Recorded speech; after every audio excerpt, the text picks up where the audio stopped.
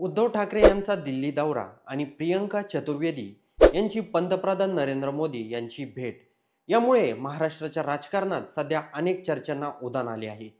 ही घटना केवळ एक राजकीय भेट नसून त्यामागे अनेक गुंतागुंतीचे राजकीय संदर्भ आणि भविष्यातील शक्यता दडलेल्या आहेत. गेल्या काही वर्षात महाराष्ट्राच्या राजकारणात अनेक अभूतपूर्व उलथापालथी झाल्या आहेत. 2019च्या विधानसभा निवडणुकीनंतर शिवसेना भाजप युती तुटली आणि शिवसेना राष्ट्रवादी काँग्रेस आणि काँग्रेस यांनी एकत्र महाविकास आघाडीची सरकार स्थापन केलं. त्यानंतर एकनाथ शिंदे यांच्या नेतृत्वाखाली शिवसेनेचे आमदार भाजपसोबत गेले आणि पुन्हा एकदा सत्ता समीकरण बदललं. या सर्व घटनेमुळे महाराष्ट्रातील कोणताही राजकीय नेता किंवा पक्षाच्या हालचालीकडे राजकीय विश्लेषक किंवा सर्वसामान्य मतदार अधिक बारकाईनं पाहू लागले आहेत. उद्धव ठाकरे यांचा दिल्ली दौरा आणि त्यांच्याच पक्षाच्या एका खासदाराची पंतप्रधान मोदींची भेट याच्या संदर्भात अनेक महत्त्वाचे निर्णय ठरत आहे. प्रियंका चतुर्वेदी यांनी ही भेट शुभेच्छा भेट होती आणि तिचा कोणताही राजकीय अर्थ काढू नये असं स्पष्टीकरण दिलं आहे. परंतु राजकारणात कोणतीही भेट पूर्णपणे गैर राजकीय नसते, खास करून जेव्हा ती भेट देशाचे पंतप्रधान आणि एक प्रमुख विरोधी पक्षाच्या खासदारादरम्यान होते तेव्हा तिच्याकडे अनेक दृष्टिकोनातून पाहिले जाते.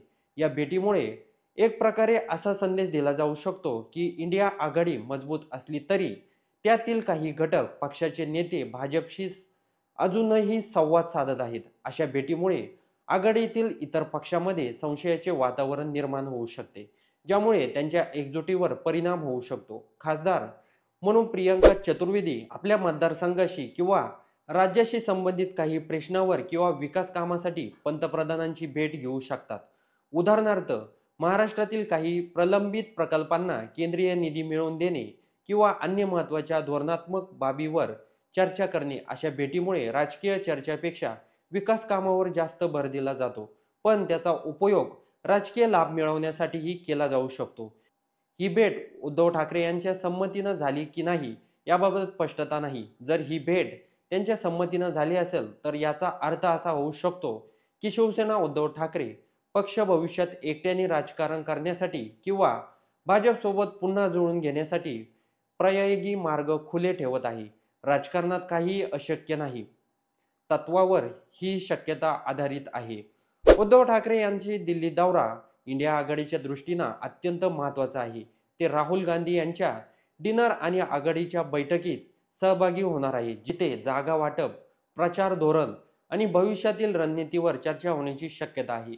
अशा वेळी त्यांच्या पक्षाच्या एका खासदाराची पंतप्रधान मोदींची भेट इंडिया आघाडीमध्ये अस्वस्थता निर्माण करू शकते. यामुळे आघाडीच्या बैठकीमध्ये उद्धव ठाकरेंना काही प्रश्नांना सामोरे लागू शकते. राजकीयदृष्ट्या महत्त्वाच्या भेटी आणि घटनेचे उदाहरण अशा प्रकारच्या घटना भारतीय राजकारणात नवीन नाहीत. 2019 मध्ये महाराष्ट्रात महाविकास आघाडीचे सरकार असताना शरद पवार आणि अमित शहा यांच्यात गुप्त भेट झाल्याची चर्चा होती. त्यावेळी अनेक राजकीय तर्कवितर्क लावले गेले. बिहारमध्ये अनेक वर्षापासून भाजप जेडीयू यांच्यात युती तुटून आणि पुन्हा जुळणे हे सुरू आहे. नितीश कुमार कधी बाई इंडिया आघाडीत सामील होतात. या घटना दाखवून देतात की राजकारणात कायमस्वरूपी शत्रुता किंवा मित्र नसतात. तर या संपूर्ण प्रकरणाबद्दल उद्धव ठाकरे यांचा दिल्ली दौरा याबद्दल तुम्हाला काही तुमचं मत असेल तर कमेंट बॉक्समध्ये नक्की नोंदवा आणि व्हिडिओ आवडला असेल तर सर्वात आधी चॅनलला सबस्क्राईब नक्की करून जा.